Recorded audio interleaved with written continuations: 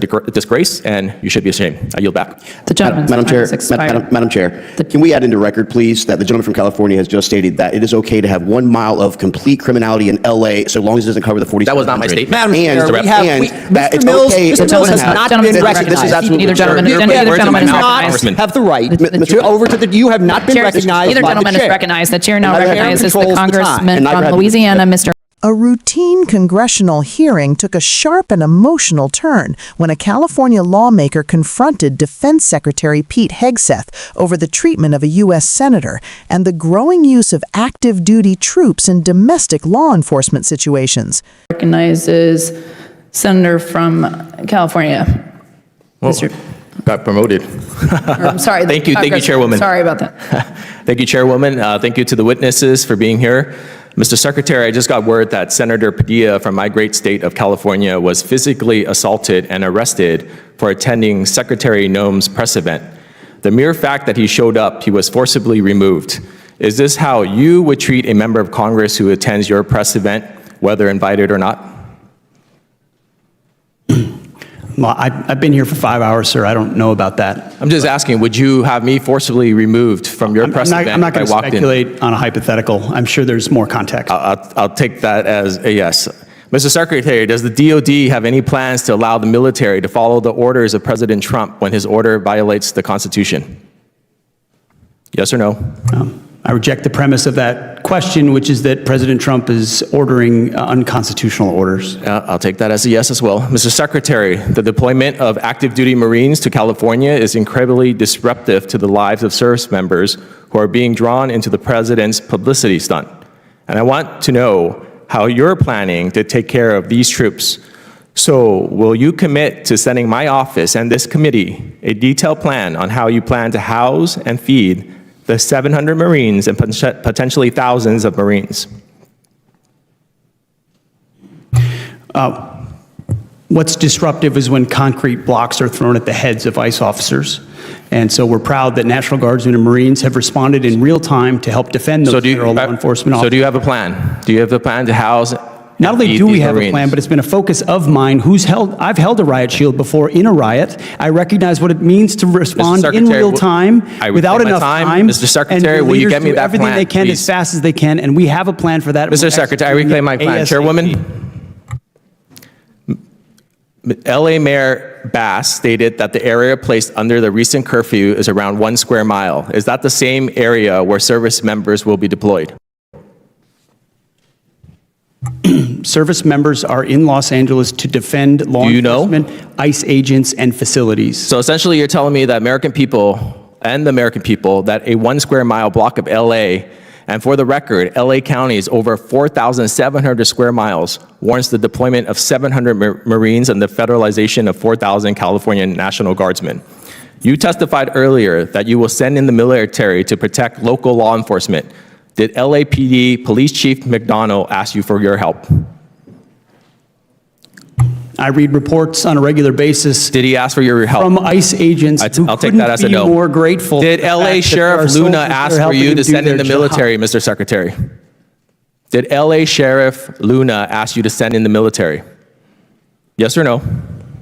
I don't work for the LA Sheriff, sir. Well, you said you sent them in to support the military, but they didn't even ask for your, to support law enforcement, but they didn't even ask for your help. Have you been to Los Angeles in the last 7 days?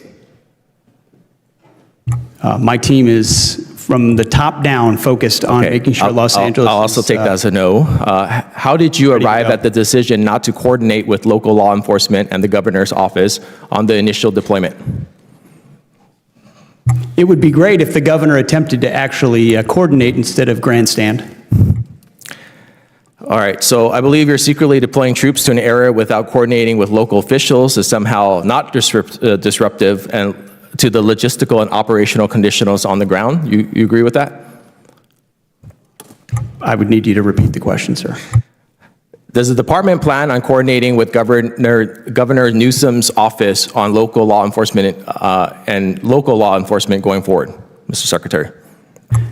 We've coordinated with local law enforcement quite well, but the governor's been an obstruction to that, of course. All right, Secretary Hegseth, this political stunt, and by your own admission, is expected to cost the American taxpayer at least $134 million. and will disrupt the lives of hundreds and potentially thousands of active duty Marines and 4,000 National Guardsmen. That's 134 million and thousands of personnel diverted away from critical missions in the Indo-Pacific, where China is rapidly expanding from Europe, where NATO needs U.S. support amid growing Russian aggression, and from CENTCOM, where tensions are escalating so critically that your own General Kurilla had to cancel all his testimony in Congress today. Your redirection of combat-ready troops from real-world national security threats to manage a domestic protest is gross mismanagement and a slap in the face of service members whose lives are disrupted throughout this event. As a veteran myself, it's a disgrace, and you should be ashamed. I yield back.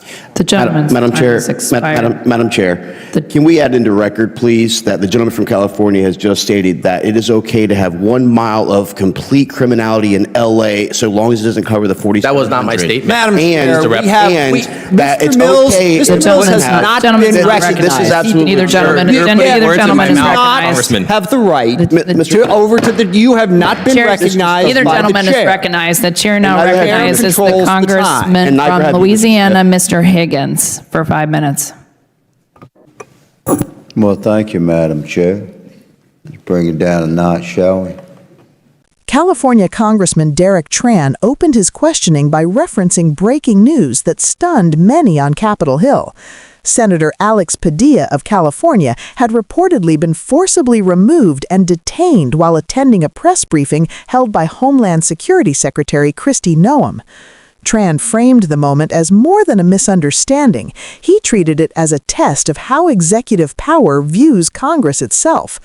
Tran asked Secretary Hegseth directly whether he would treat a member of Congress the same way if they attended one of his press events, invited or not. Hegseth declined to answer directly, saying he would not speculate on hypotheticals and suggesting there was more context to the Padilla incident. Tran responded bluntly, saying he would take that refusal as an answer. The exchange escalated quickly. Tran asked whether the Department of Defense would allow service members to follow presidential orders, even if those orders violated the Constitution. Hegseth rejected the premise of the question, insisting that President Trump was not issuing unconstitutional orders.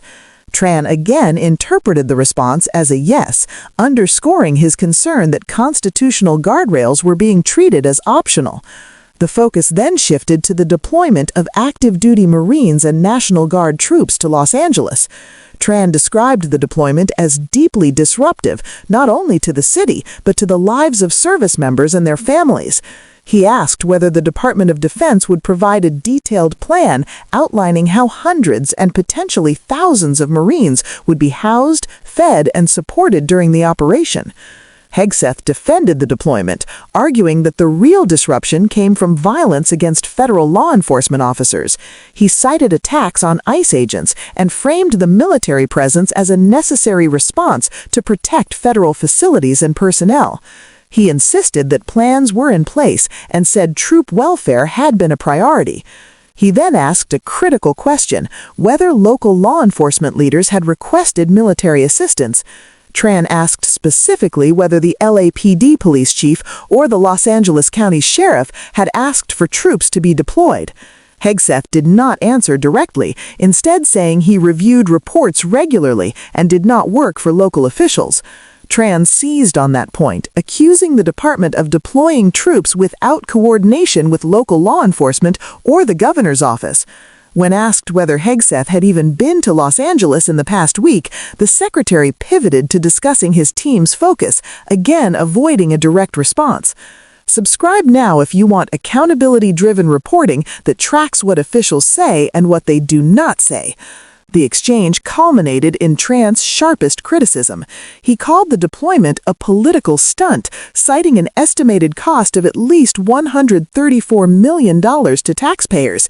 He argued that thousands of combat-ready troops were being diverted from critical global missions, including deterrence efforts in the Indo-Pacific amid China's expansion, support for NATO as tensions rise in Europe, and operations in the Middle East where instability continues to grow. Tran pointed out that even senior military leaders had been forced to cancel congressional testimony due to escalating international tensions, while troops were being redirected to manage a domestic protest. His closing words were personal and forceful. He said the deployment reflected gross mismanagement, dishonored military service, and should leave the secretary ashamed. The moment did not end quietly. Another member attempted to interrupt and reframe Tran's remarks as tolerating lawlessness, prompting the chair to restore order and move the hearing forward. What this exchange revealed is a deeper conflict playing out across Washington. It is not only about immigration protests or troop deployments, it is about who decides when military force is used domestically, how much coordination with local leaders is required, and whether constitutional norms still restrain executive action. If you want to stay informed as these issues continue to unfold, subscribe to the channel and share this report with someone who wants to understand the stakes behind the headlines. This was not just a heated argument, it was a warning shot about civil-military boundaries, congressional authority, and the cost of turning national security into political theater.